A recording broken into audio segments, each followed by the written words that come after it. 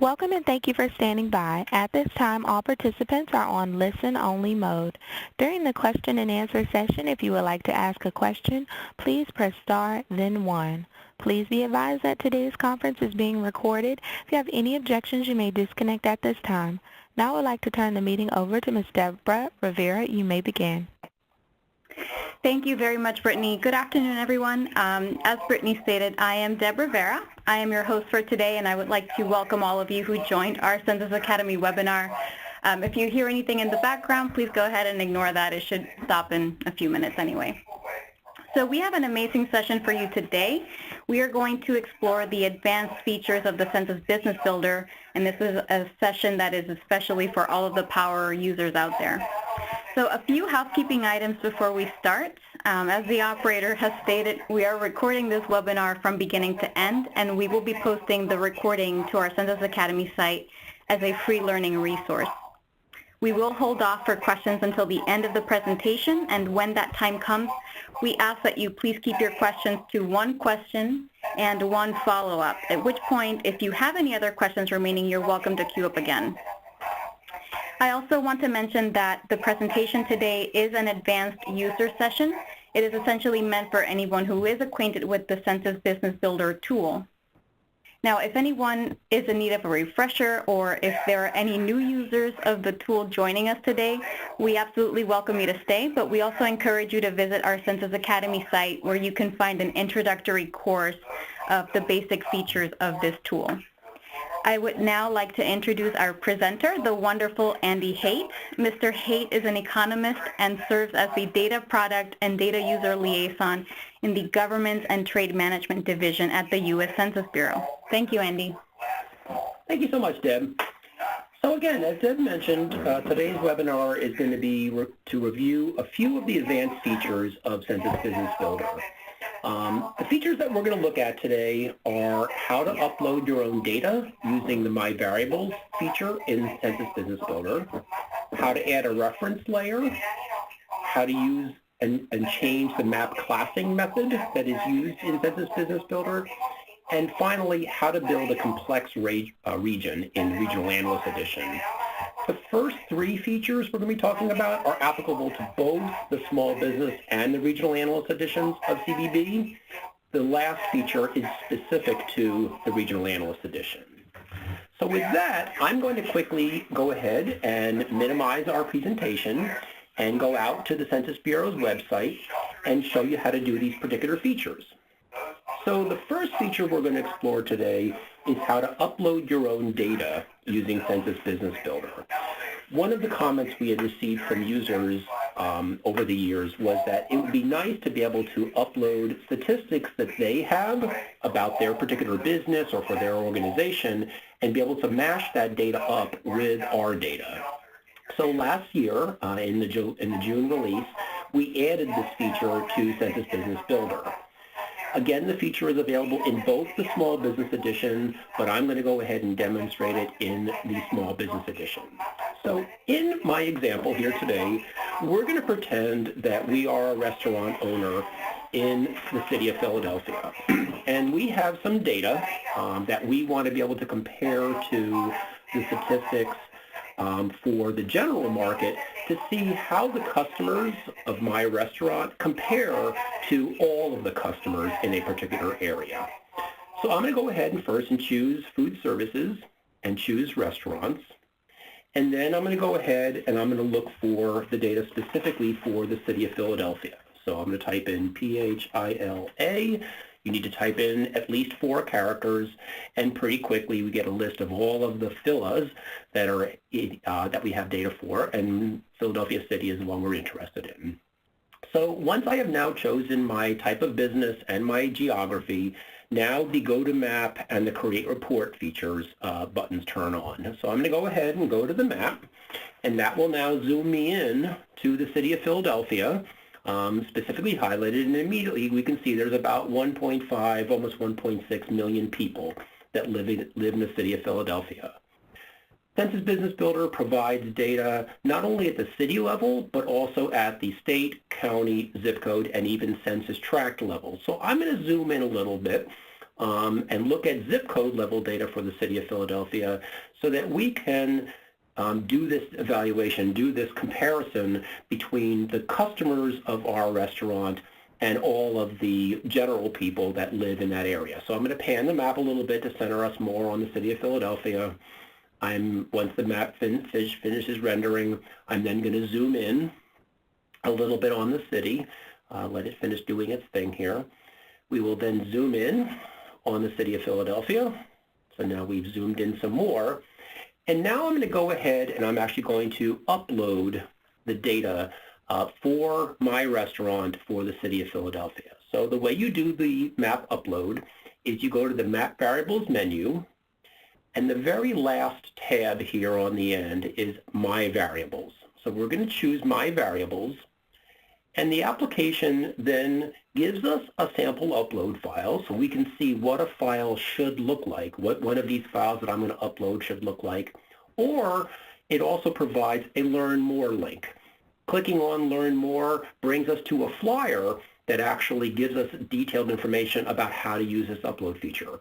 Since I'm showing you all how to do this, we're not going to go to the flyer. So the first thing we're going to do is we're going to go over and we're going to browse to find the actual data file we are interested in. So I have saved a file to our desktop. It's this file called Restaurant Customer Data. So I'm going to go ahead and say I want that one, and I'm going to open that file. And right away, the application then gives me a list of all of the fields, all of the data fields, the columns that are in that Excel file that I created. So in my Excel file, I have information on the numbers of customers of my restaurant. I have information on the customer sales, the total sales of those customers. I have some information on how much of those customer sales were discounted, meaning customers used a coupon, let's say, for my business, and just to kind of compare that, I have a calculated field for sales per customer, so this tool will allow you to upload that, and I even have a calculated field on coupon share, that is basically the percentage of these discount sales to the total customer sales. So once I say that yes, this file does look right, I can then accept the upload, and the application has now loaded those data into Census Business Builder. Going back to the My Variables menu, I can now see those variables that I just uploaded. Now, a couple of quick caveats about this. First of all, Census Business Builder allows you to currently upload up to 10 variables. So if I had an Excel file that had more than 10 variables in that data file, it would only let me upload the first 10. So in this case, that's not a problem. Second, the geographies that are included in the Excel file that I uploaded have to match the geographies, the vintage and the boundaries of those geographies that are in Census Business Builder. If the data file that I had tried to upload included some geographic areas that are not recognized by Census Business Builder, I would have gotten an error message that would have said, hey, one or more of your data fields is not being recognized, or one or more of your geographies is not being recognized. If the entire file was bad, if all the geographies in the Excel file were bad, then I would have gotten an error message indicating that the entire file is not able to be uploaded. But in this case, it did work. So I'm going to go ahead and I'm going to click on that customers variable. And now I can see the customers data overlaid into this map exactly the way I had uploaded it. So I can now click around and I can say in zip code 19147, there were 550 customers of my restaurant. I can then go in and change that customers to what were the sales of those customers. So in that particular zip code, I can see that it was about $25,000 in total sales of those customers. Once you have uploaded data into Census Business Builder, all of the other map features still work. So I could go into the filter now and I could say, find all the cases where the number of my customers is less than a certain number, but the total population in that area is larger than a certain number. So I could look at demographic and business data and my data simultaneously in the filter. When you upload your own data in Census Business Builder, it is accessible only to you. No one else can actually see this data. And when I close Census Business Builder, these data that I just uploaded disappear. They are not persistent. So customers who are concerned about making sure that their private data is kept private, that is fine, because CBB, again, is only making a connection between your computer and our server, not your computer and the rest of the system. No one else can see the data you uploaded.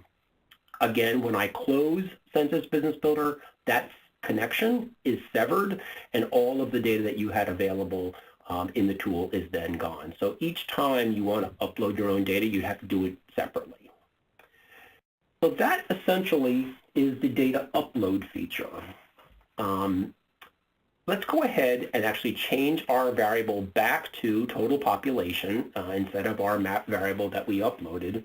And now I want to show the second feature, the second advanced feature of Census Business Builder, and that is the reference layers tool. Census Business Builder does give you the ability to add reference layers. And when you add in a reference layer, you can either add one of the layers that we've already loaded in part of our gallery, so things like legislative boundaries, urban area boundaries, Native American boundaries, and school district boundaries, or I can upload my own shapefile or my own web service. The little eye icons here to the right of this give you access to a flyer that describes how to actually do that. Since uploading a shapefile is pretty straightforward, anybody who knows what a shapefile is would know what uploading that is.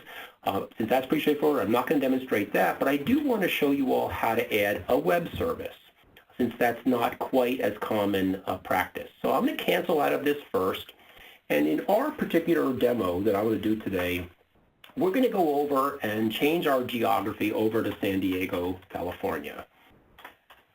Now the map service, the web service that I actually have for this application, that I have for our demo today, is a map service for the city of San Diego that they prepared. So I'm going to go ahead and zoom in a little bit on the city of San Diego. And now I'm going to go back over to our reference layers feature. I'm going to click on add a new layer, and this time I want to add a web service. When I click on add web service, it's going to allow me to go in and actually put the URL of the web service that I have. So I've gone ahead now, and I've copied a particular web service URL that I have access to, and I can now paste that web service URL into the tool. Now you'll notice right away, first of all, it has to be a secure HTTP web service. So your URL has to start with HTTPS. In this particular case, I am actually uploading an ArcGIS REST service, web service, but you could upload any other web service as long as it's being delivered as a REST service. Once I go ahead and say I'm interested in now applying that map service, it goes ahead and puts a check on it, and now I can go in and I can set up the map transparency for that particular web service. So if I want to make that layer more transparent or less transparent, I can adjust the transparency, or I can delete that reference layer. Now you'll notice that the web service is not showing up yet on our display. So I'm going to zoom in a little bit more, and I'm going to make that web service a little bit less transparent, and hopefully it will actually show up here. Let me see what's going on here. Okay, it looks like my web service is being cranky today here. Let me go ahead and adjust this. Let me delete this web service and let's try it again. Okay, looks like I made it angry. So the web service must be just trying to tie into the application. But again, once that was actually loaded, let me turn this off here. Let's try again. Let's try to reapply that web service. Yeah, it's going to be cranky here. Let's close this here and let's try it again. Okay, let's try that again. Add a new layer. Try to go ahead and apply this one.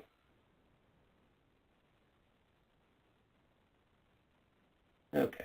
Well, it looks like I'm we're going to be having a problem here today. Okay, so sorry about that. Normally you would actually be able to see the boundaries of that actual web service displayed on the screen, and you would then be able to see that. Now, a key point about this web service, about these reference layers, is they are only present in the tool as a reference layer.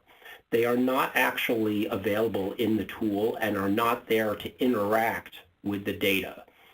We have had some questions from users saying, could you create a web service or a shapefile that actually would interact with the data, that would allow us, for example, to build a region where I could upload the shapefile? Currently, that's not available, but we're actually working on adding that particular feature to the application. So I'm going to go ahead and close this since it looks like my demo here is just going to be cranky. So the third advanced feature I want to show you all is the map classing scheme. So as many of you know, the different methods that are available for displaying data on a map can have a big impact on how the map actually displays. So I'm going to go ahead and zoom to my hometown, or the city that I went to school in, Syracuse, New York, and we're going to show how choosing the map scheme, the classing scheme, can make a big difference on how the data are displayed. So in this case, we're starting off looking at total population for the city of Syracuse. You can see the population is about 144,000 people that live in the city of Syracuse.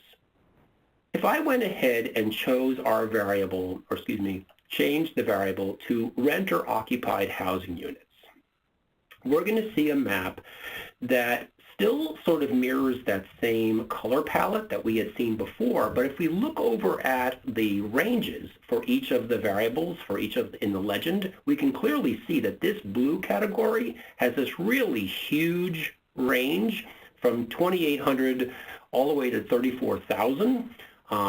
Whereas the other ranges are much smaller and much closer variables. So in this classing scheme, using the quantiles classing scheme, all of the variables, the values on this map, were then divided up into 5 equal intervals and actually then came up with what those ranges would be. So the fact that there are far fewer rental units outside of the city of Syracuse is not apparent when you look at this map. But that if maybe we chose a different classing scheme, they might be. So by clicking on the gear icon, I can change both the color palette. So let's go to a more traditional green-blue color palette, but now I'm using a more standard dark to light fade. But I can also go in and change the classing method. And currently in the tool offers 2 options, equal interval and quantile. Quantile is the default, but when I change this to equal interval, you'll see how dramatically different the map now looks.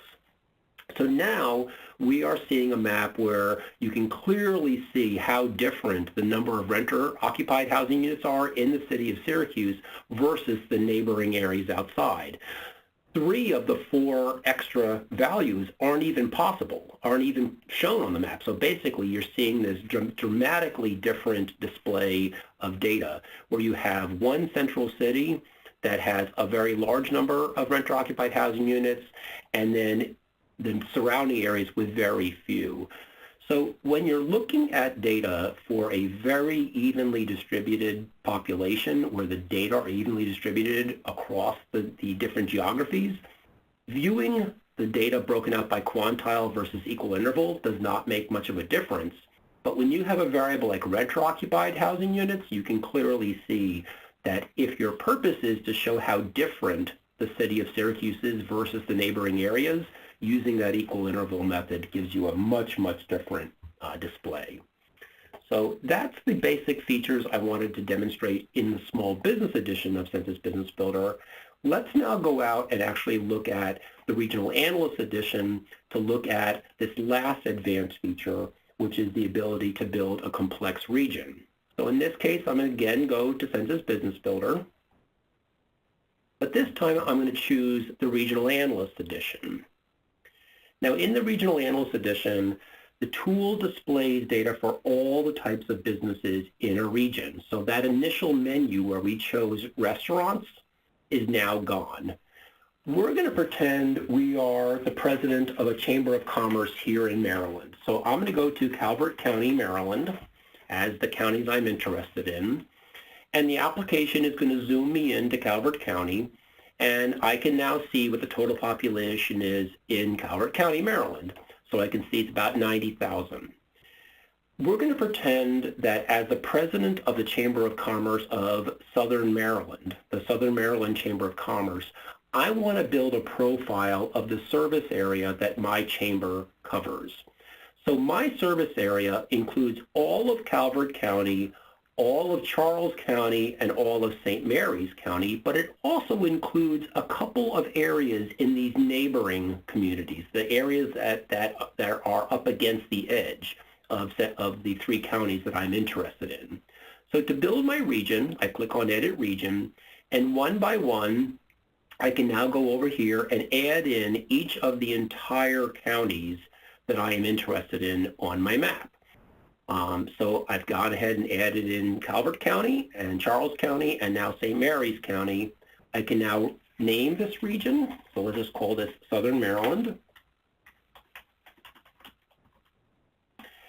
And when I'm done editing it, I can now see that that three-county area is now outlined.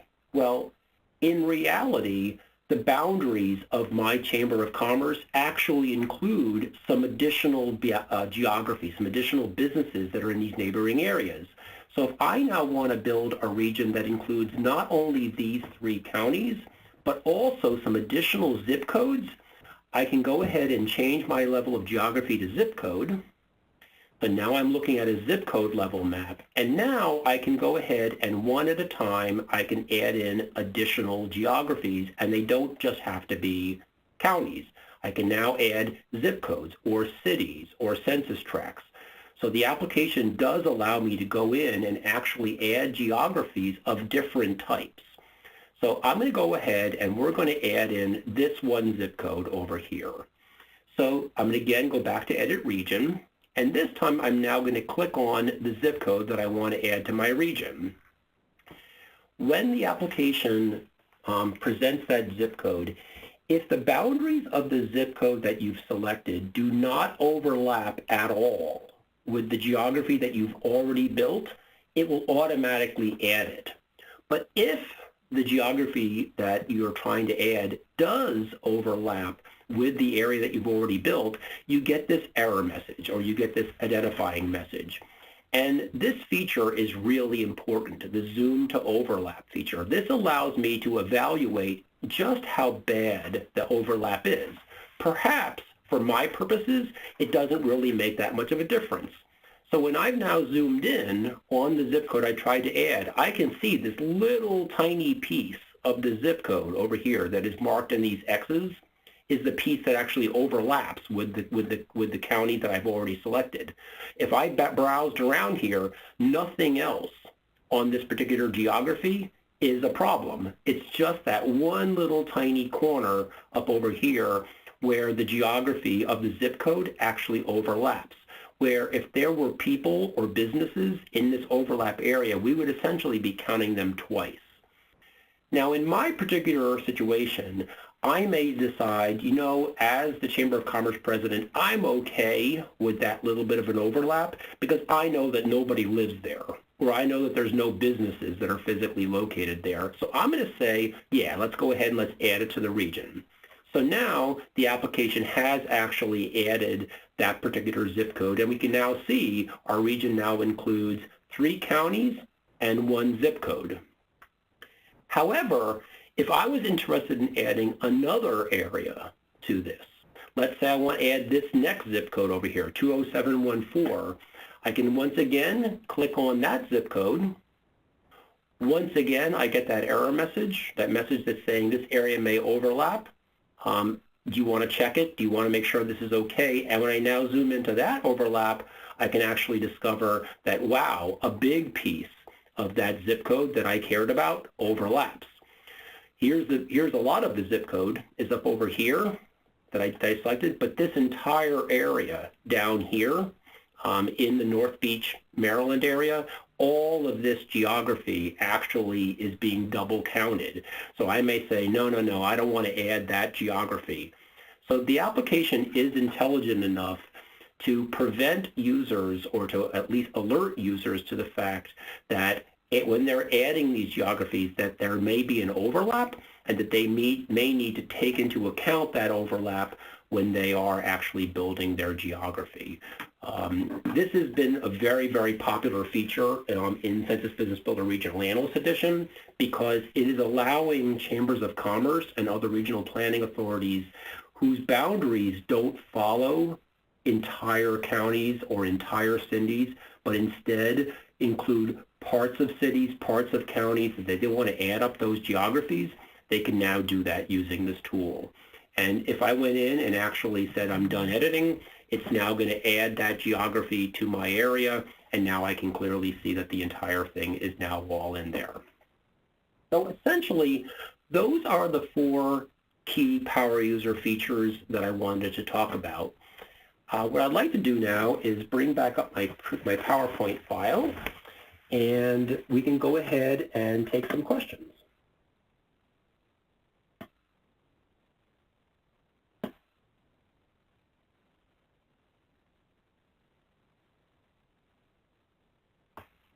Operator, are there any questions?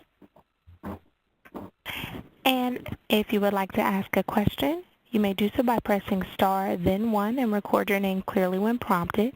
If you need to withdraw your question, you may do so by pressing star, then 2. One moment as we wait for the first question.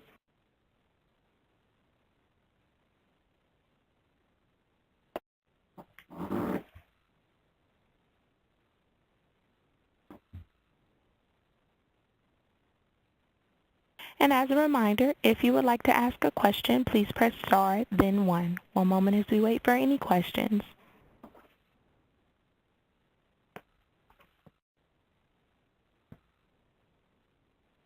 Do you have a question on the line? One moment. Thank you.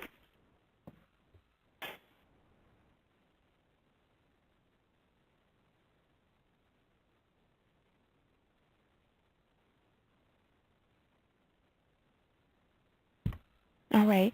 And our first question comes from Alicia. Your line is now open.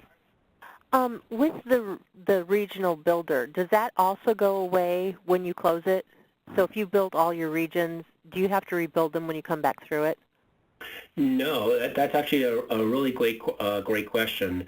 So in both the small business and the regional analyst editions of Census Business Builder, you can actually bookmark the URL to both the map and the report that Census Business Builder creates. So let's say you built this really nice 13 county, 2 city, 6 zip code area, and you want to save that work and come back to it later. You can actually copy the URL at the top of the application, and then when you return to that URL at a later time, it'll bring you right back to the map exactly where you were when you last left it. It actually saves all of the components that you built of that region into the body of the URL. And again, that would allow you to not only you get back to it, but if you then wanted to share that URL with a friend or a colleague, you could actually do that. Just to give you a little idea of how we are currently using that bookmarking feature, in the last year or so, we've been working very closely with FEMA on providing information about areas that were impacted by natural disasters, so fires and floods and hurricanes, etc. In the last year, we have created over 1,000 of those deep links to the counties and the cities that were impacted by disasters all last year. And you can actually go in and click on each of those links and actually go in and look at what the population was in that area that was impacted by that hurricane, or what was the number of businesses that were in that particular area. So yeah, we are using that bookmarking feature pretty extensively, again, because it makes it so easy to be able to go back in and re-look at information after you spent the time to build that region. So yeah, great question. Thank you. As a reminder, if you would like to ask a question, please press star, then 1, and record your name clearly when prompted. We do have a question on the line. The name was not recorded, but if you star 1 to ask a question, caller, your line is now open. Please check your mute button.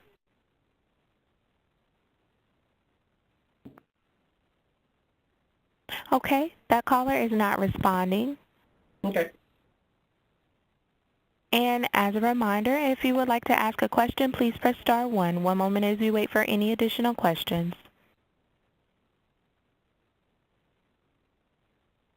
At this time, there are no questions on the phone. Okay, well, thank you all so much for taking time out of your busy day to learn about some of these advanced features of Census Business Builder. Again, the webinar is going to be recorded and will be posted at a later date. So if you want to go back and review these materials, they will be available. And again, the Census Business Builder website also does have a lot of these kinds of training materials there as well. So thank you so much for your time. Thank you for your participation in today's conference. All parties may disconnect at this time.